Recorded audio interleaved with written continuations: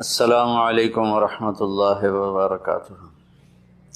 بسم اللہ الرحمن الرحیم، والصلاة والسلام علی رسولہ الکریم وعلی آلہ وصحبہ اجمعین۔ اللہ تعالیٰ نے ہمیں یہ زندگی دی ہے ایک امتحان کے لیے، اور بہت مختصر امتحان ہے۔ چند دہائیوں میں زندگی کا اختتام ہو جاتا ہے، پھر ہم ایک ہمیشہ کی زندگی میں داخل ہو جاتے ہیں جہاں کا دار و مدار ہمارے اعمال پر ہے۔ اگر اچھے اعمال ہیں تو بہت خوبصورت زندگی کی ابتدا ہوگی، پھر انتہا نہ ہوگی۔ اگر اللہ کو ناراض کر کے کوئی مر گیا تو بہت خوفناک انجام ہوگا۔ اس بات کو سمجھانے کے لیے اللہ نے 1.25 لاکھ نبیوں کو بھیجا، اور ایک ہی اللہ تبارک و تعالیٰ کی ہم سے ایک ڈیمانڈ ہے، مطالبہ ہے، عبدی انت ترید و انا ارید ولا یکون الا ما ارید۔ میرے بندے، ایک تو ارادہ کرتا ہے، ایک تیرا رب ارادہ کرتا ہے، ہوتا وہ ہے جو تیرا رب چاہتا ہے۔ تو ایک ڈیل کر مجھ سے، فَإِن سَلَّمْتَ لِي فِي مَا أُرِيدُ كَفَيْتُكَ فِي مَا تُرِيدُ۔ تو میری مان لے دنیا میں، پھر میں ہمیشہ کے لیے تیری چاہت کو پورا کر دوں گا۔ وَإِن لَّمْ تُسَلِّمْ لِي فِي مَا أُرِيدُ أَتْعَبْتُكَ فِي مَا تُرِيدُ وَلَا يَكُونُ إِلَّا مَا أُرِيدُ۔ اور اگر تو نے وہ میرا چاہا پورا نہ کیا تو میں تجھے تیری چاہتوں میں تھکا دوں گا، اور ہوگا وہی جو تیرا رب چاہے گا۔ اس مختصر زندگی کو اللہ کی اطاعت میں گزار دیں، جو وہ چاہتا ہے وہ کر دیں، جس سے روکتا ہے اس کو چھوڑ دیں۔ ابراہیم علیہ السلام کی قربانی اسی سبق کو دہرایا گیا ہے، اور اس میں ہمیں یہی سبق دیا گیا ہے کہ اللہ جو مانگے وہ دے دیا جائے۔ آپ اس سے اندازہ لگائیں کہ ابراہیم علیہ السلام رب ہب لی من الصالحین دعا مانگتے مانگتے بوڑھے ہو گئے، اور تقریباً کوئی 84 یا 86 سال کی عمر میں اللہ نے حضرت ہاجرہ کے پیٹ سے اللہ تعالیٰ نے ان کو بیٹا دیا، جس کا نام انہوں نے اسماعیل رکھا۔ اور حضرت ابراہیم علیہ السلام کا مقام فلسطین ہے، وہاں آپ رہتے تھے۔ فلسطین اور مکہ تو اس وقت آباد ہی نہیں تھا، کالے پہاڑ تھے، نہ پانی، نہ سایہ، نہ درخت، نہ راستہ۔ تو اللہ کی قدرت ہے کہ یہ بچہ پہلی بیوی سے پیدا نہیں ہوا، جو تقریباً آپ کی، اگر حضرت ابراہیم علیہ السلام 84 کے تھے تو وہ 80 کی تھیں، اس سے بیٹا نہیں دیا، اس سے بیٹا بعد میں دیا۔ اور نوجوان بیوی 20-22 سال کی حضرت ہاجرہ شاہ مصر کی بیٹی، اس کے ساتھ اس سے اللہ نے بیٹا دیا۔ تو بڑھاپے کی اولاد تو دل کو پکڑ لیتی ہے، تو ابراہیم علیہ السلام کو ان سے بہت پیار، بہت محبت۔ ایک دم اللہ تعالیٰ کا حکم آیا کہ اس کو یہاں سے اپنی نظروں سے دور کر دو۔ اب کوئی اس کے سامنے انہوں نے لاجک نہیں مانگی، یا اللہ کیا مطلب، کس لیے، کیوں کر رہے ہو؟ 86 سال کی عمر میں بچہ دیا، اب کہہ رہے ہو آنکھوں سے دور کر دوں؟ کہ جی میرے رب، کدھر لے جاؤں؟ کہا جبریل آئے گا، تمہیں راستہ بتائے گا اور تم اس کے پیچھے پیچھے چلو گے۔ تو جبریل انسانی شکل میں ایک اونٹنی پہ سوار، دنیا معجزات کی نہیں ہے ورنہ یوں پکڑ کے وہاں پہنچا دیتے۔ اونٹنی پہ سوار ابراہیم علیہ السلام اور حضرت سارہ اور اسماعیل، یہ دوسری اونٹنی پر سوار، اور یہ کوئی 1500 کلومیٹر کا سفر طے کرتے کرتے کرتے، کالے پہاڑ، کالی راتیں اور صحرا اور دشت و بیاباں، اور کہاں کہاں سے گزار کر جب مکہ پہنچے، جہاں 4 پہاڑ تھے، ایسے ایک صفا، ایک مروہ، ایک جبل ابی قبیس، ایک کو جبل ہندی کہتے تھے، وہ تو اب مٹا دیا ہے سارا۔ ان 4 پہاڑوں میں ایک نشیب تھا، ایک گہری جگہ تھی۔ تو جب وہاں اترے تو سبحان اللہ، جبریل کہنے لگے یہاں اپنی بیگم اور بچے کو اتار دیں اور واپس چلے جائیں۔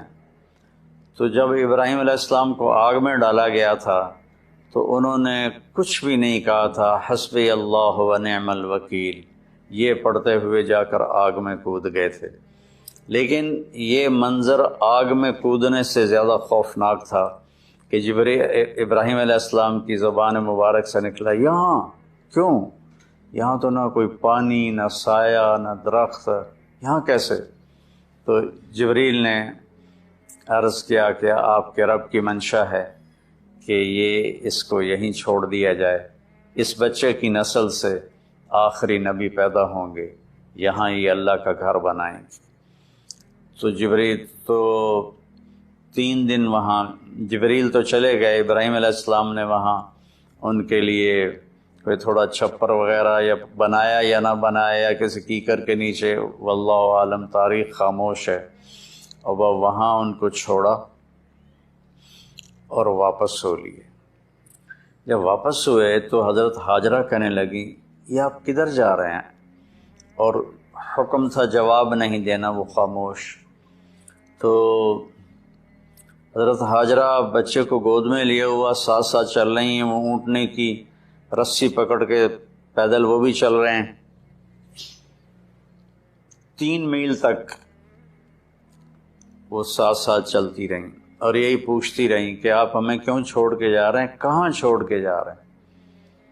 تو آخر میں ان کو خیال آیا یہ اللہ کے نبی ہیں، تو کہنے لگے، اللہ امرک، کیا اللہ نے آپ سے کہا ہے؟ تو ابراہیم علیہ السلام نے سر ہلایا کہ ہاں، کہ اذن لن یضیعنا اللہ۔ ایک اور حاجرہ نے جنم لیا جس کا ایمان فرشتوں سے بھی اوپر جا چکا تھا، اور انہوں نے تنک کے کہا، جاؤ پھر اللہ ہمیں کبھی ضائع نہیں کرے گا۔ اور اپنے ایک دم ان کی ہمت جوان ہو گئی، اور وہاں ابراہیم علیہ السلام اونٹنی پہ سوار ہوئے اور چلتے چلتے پہاڑی پر چڑھے۔ حضرت حاجرہ ان کو دیکھ رہی ہیں، پہاڑی سے نیچے اتر گئے، یہ بوجھل قدموں سے واپس ہوئیں۔ تو ابراہیم علیہ السلام وہاں جب بچے سے، بیوی سے اوجھل ہو گئے تو اونٹنی سے اتر گئے، اور پھر اللہ کے سامنے ہاتھ اٹھائے، ربنا انی اسکنت من ذریتی بواد غیر ذی زرع عند بیتک المحرم۔ یا اللہ، میں نے تو اپنے بچے کو اور بیگم کو تیرے اس وادی میں جس میں نہ گھاس ہے، نہ تنکا ہے، نہ درخت ہے، نہ پانی ہے، نہ انسان ہے، غیر ذی زرع، میں نے وہاں چھوڑ دیا ہے، تو جان اور یہ تیرے بندے ہیں اور یہ جانے، اور واپس چلے گئے۔ تو میں سوچا کرتا ہوں، ہمارے بچے چھوٹے چھوٹے تھے تو رات کو جب بجلی چلی جاتی تھی، وہ کسی کی آنکھ کھلتی تھی تو وہ چیخیں مارنا شروع کر دیتا تھا اندھیرے سے ڈر کے۔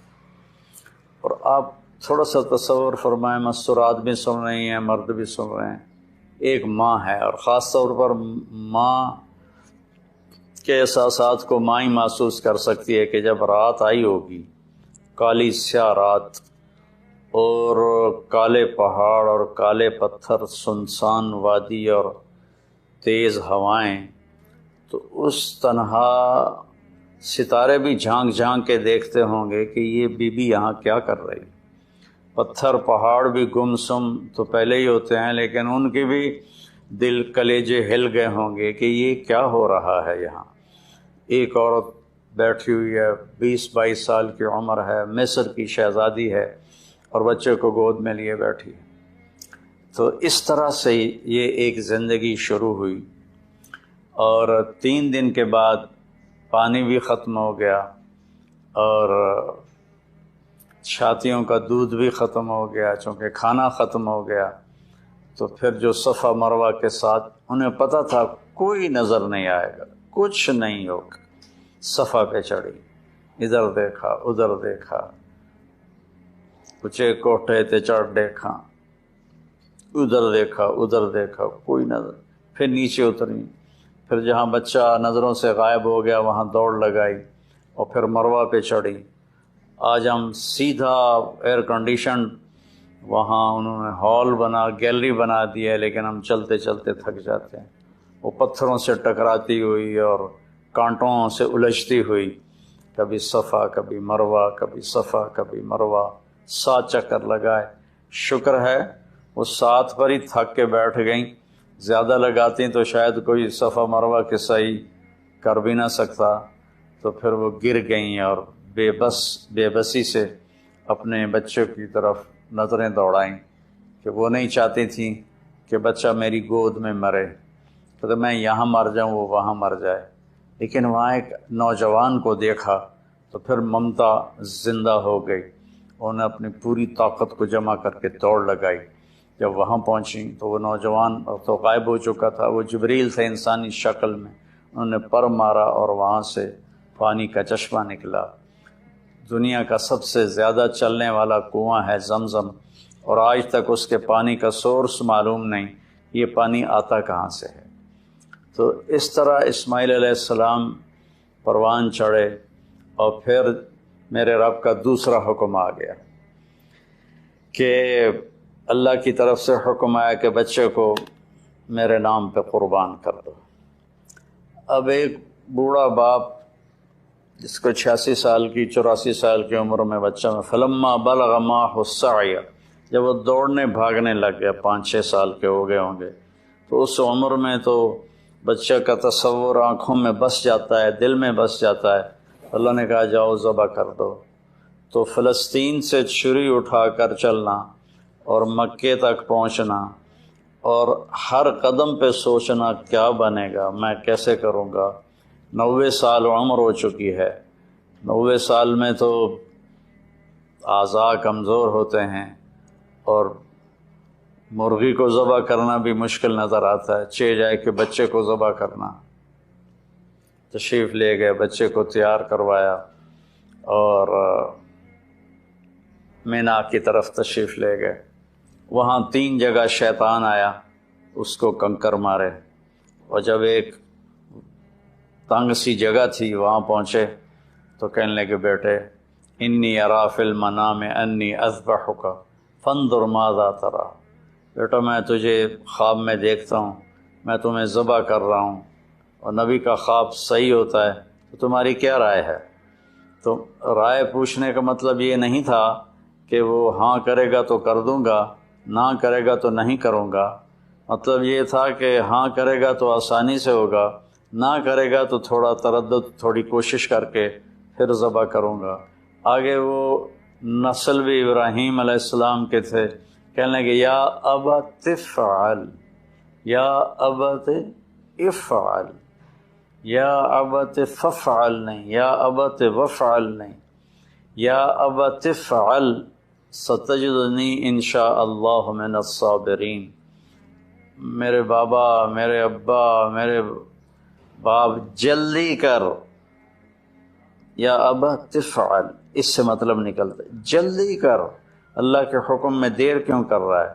ستجدنی انشاء اللہ من الصابرین، آپ مجھے صبر کرنے والا پائیں گے انشاءاللہ۔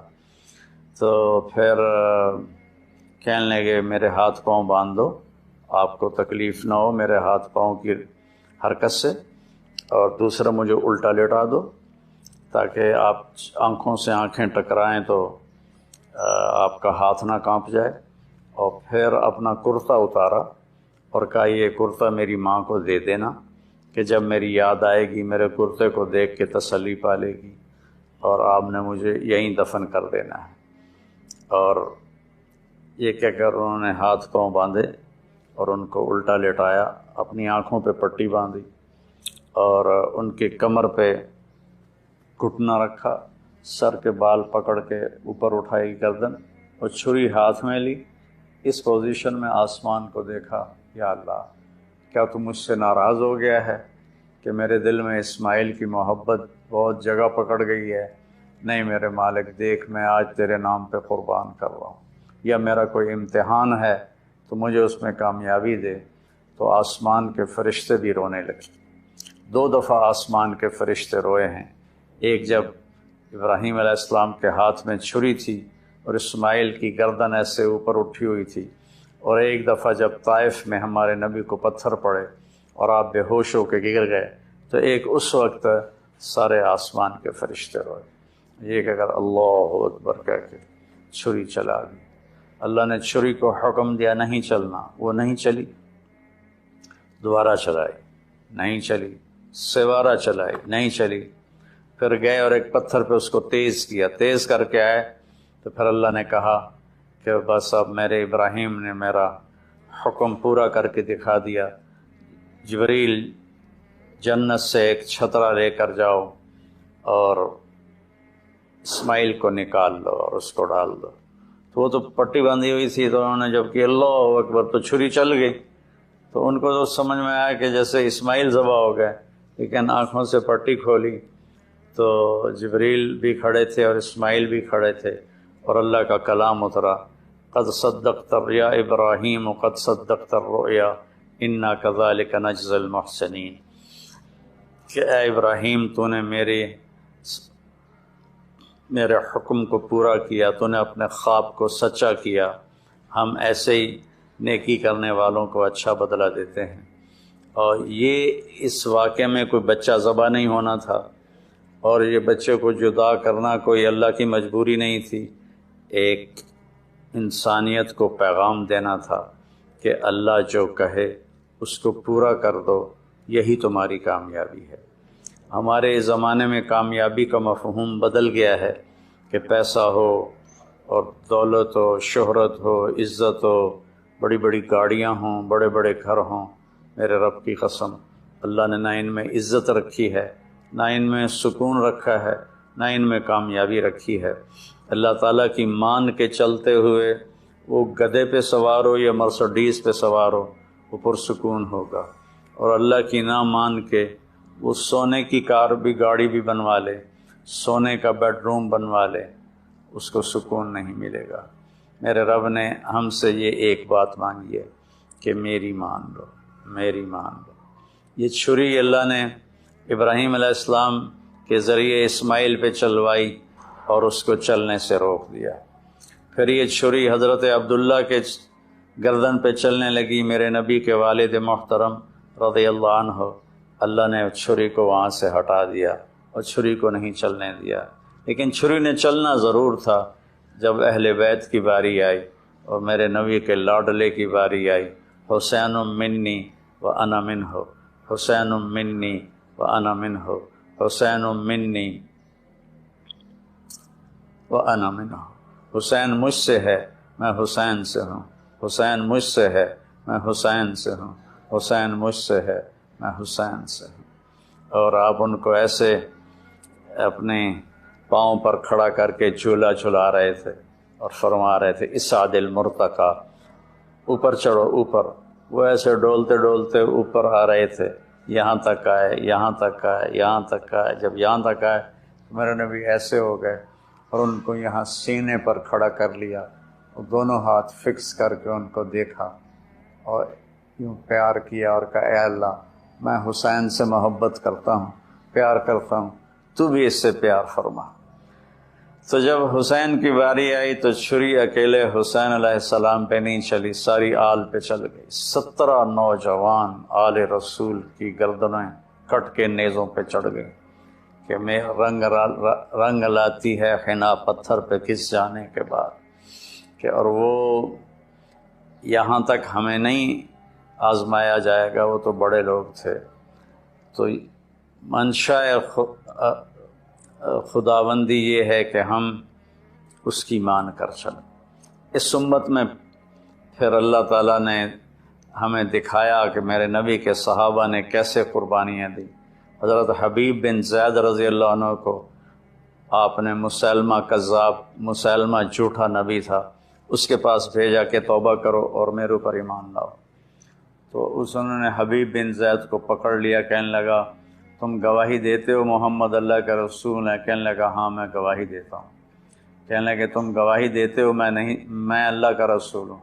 کہنے لگا مجھے سنائی نہیں دیتا۔ تو اس نے ایک ہاتھ کاٹ دیا۔ پھر کہنے لگا تم گواہی دیتے ہو محمد اللہ کے رسول ہیں؟ کہنے لگے ہاں میں گواہی دیتا ہوں، محمد اللہ کا رسول ہیں صلی اللہ علیہ وسلم۔ کہا تم گواہی دیتے ہو کہ میں اللہ کا رسول ہوں؟ کہا مجھے سنائی نہیں دیتا۔ اس نے دوسرا ہاتھ کاٹ دیا۔ پھر کہنے لگا تم گواہی دیتے ہو محمد اللہ کا رسول ہے؟ کہا ہاں۔ کہا تم گواہی دیتے ہو میں اللہ کا رسول ہوں؟ کہا مجھے سنتا نہیں۔ انہیں ایک پاؤں کاٹ دیا۔ پھر اس نے کہا تم گواہی دیتے ہو محمد اللہ کے رسول ہیں؟ کہنے لگے ہاں۔ تم گواہی دیتے ہو میں اللہ کا رسول ہوں؟ کہنے لگے سنائی نہیں دیتا۔ تو اس نے دوسرا پاؤں بھی، دونوں ہاتھ کاٹ دیے، دونوں پاؤں کاٹ دیے۔ پھر کہنے لگا بتاؤ تم میری رسالت کی گواہی دو۔ کہا میں سنتا نہیں، تو گوشت کی بوٹی اتار دی۔ پھر کہا تم کہو میں اللہ کا رسول ہوں۔ کہا مجھے سنتا نہیں، تو گوشت کی بوٹی اتار دی۔ کرتے کرتے کرتے پورا گوشت زندہ کی بوٹیاں کاٹ کے تڑپا کے ان کو شہید کیا۔ کس قدر دردناک موت ہے۔ لیکن جب یہ خبر ان کی والدہ حضرت ام عمارہ کے پاس پہنچی تو وہ کہنے لگی لہذا الیوم ارضعتہ وعند اللہ احتسبتہ، یہی دن دیکھنے کے لیے میں نے اسے دودھ پلایا تھا اور میں اللہ کی بارگاہ میں اجر کی امید رکھتی ہوں۔ حضرت عبداللہ بن حذیفہ رضی اللہ عنہ رومیوں کی قید میں آ گئے، تو رومیوں کو پتہ چلا کہ یہ صحابی ہے، تو وہ جو وہاں سردار تھا رومی، اس نے کہا تم عیسائی ہو جاؤ، میں تمہیں اپنی بیٹی بھی دوں گا اور آدھی سلطنت بھی دوں گا۔ تو وہ فرمانے لگے اگر تم مجھے پوری دنیا بھی دے دے اور صرف اتنا کہے کہ 1 سیکنڈ کے لیے تم عیسائی ہو جاؤ تو مجھے قبول نہیں۔ تو اس نے کہا اس کو سولی پہ لٹکا کرنا، اس کو دائیں بائیں تیر مارو، اس کو سیدھا نہ مارو تاکہ یہ ڈر جائے۔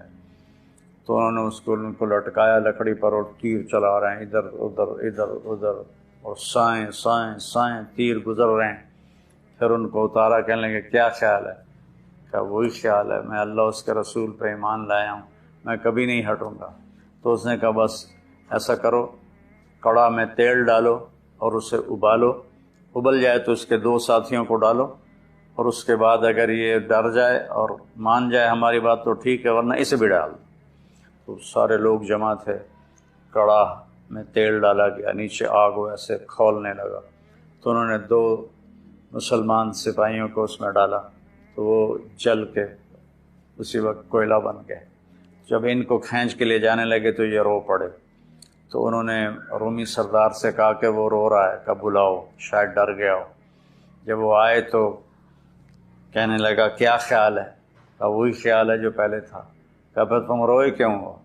کہا رویا اپنی بے بسی پر ہوں، میری ایک جان ہے جو اللہ پہ ایک پل میں قربان ہو جائے گی، کاش میرے جسم پر جتنے بال ہیں اتنی میری جانیں ہوتی اور میں ایک ایک جان کو تیل میں ڈال کے اللہ پہ قربان کرتا۔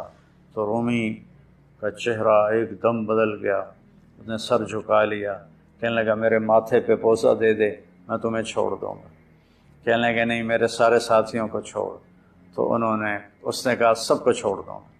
تو حضرت عبداللہ بن حذیفہ نے اس کے ماتھے پہ بوسہ دیا، انہیں 200 کے 200 آدمی سوائے 2 جو شہید ہو گئے سارے چھوڑ دیے۔ جب یہ مدینہ پہنچے تو حضرت عمر رضی اللہ تعالیٰ عنہ کو واقعہ سنایا، تو آپ نے سارے مدینے والوں کو جمع کیا، عبداللہ بن حذیفہ کو ممبر پہ بٹھایا اور کہا کہ میں اس کا بوسہ لے رہا ہوں سب سے پہلے، پھر تم سارے اس کے ماتھے کا بوسہ لو۔ تو حضرت عمر نے ان کے ماتھے کا بوسہ لیا اور باقی سب صحابہ نے پھر ان کا بوسہ لیا۔